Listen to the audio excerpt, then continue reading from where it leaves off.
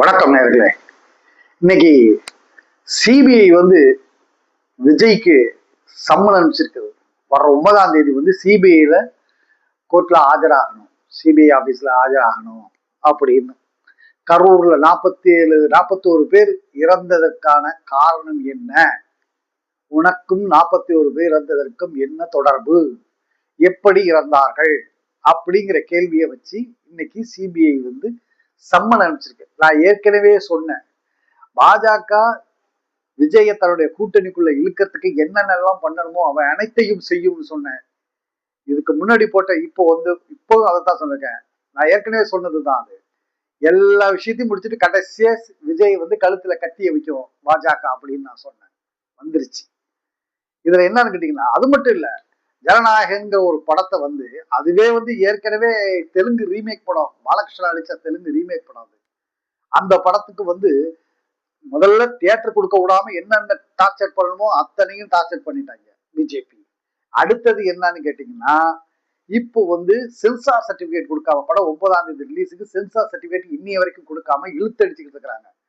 So இதுக்கெல்லாம் ஆனா விஜய் இதுக்கெல்லாம் பயப்பட மாட்டேன், ஓ அப்படின்னு எல்லாம் பேசுறாரு. அதெல்லாம் ஓகே தான். ஆனா வடிவேலு காமெடி மாதிரி ஆயிடக்கூடாது. பில்டிங் ஸ்ட்ராங்கு, பேஸ்மெண்ட் வீக்குங்கிற மாதிரி ஆயிடக்கூடாது.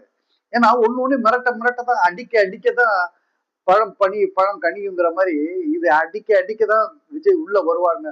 அதுல இன்னொன்னு பாருங்க, அமித்ஷா வந்துட்டு போறாரு, முந்தா நாள் தான் வந்துட்டு போறாரு, இன்னைக்கு நேத்து வந்துட்டு போறாரு, முந்தா நாள் நேத்து 2 நாள் இருந்துட்டு இன்னைக்கு போறாரு. இன்னைக்கு உடனே விஜய்க்கு சம்மன். வர்றியா இல்லை என்ன அப்படிங்கிற மிரட்டுற தொழில தான் வந்திருக்குது. இதுக்கு நீங்க தான் எல்லாரும் தாவேக்காரங்கெல்லாம் குதிச்சாங்க, ஆகா ஓகன்னு. ஆனா ஒண்ணு, விஜய் நீ பிஜேபி கூட்டணியோட பி டீம்ங்கிறது மட்டும் இல்ல.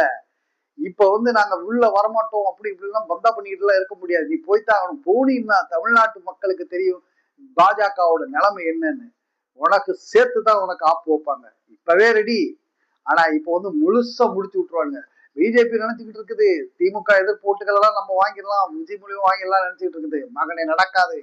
திமுக தலைவர் சொன்ன மாதிரி என்னைக்குமே தமிழ்நாடு டெல்லிக்கு அவுட் ஆஃப் கண்ட்ரோல் தான். இது விஜய் இல்ல, விஜய படைச்ச ஆண்டவனே வந்தாலும் தமிழ்நாட்டை ஒன்னும் பண்ண முடியாது. இது உறுதி.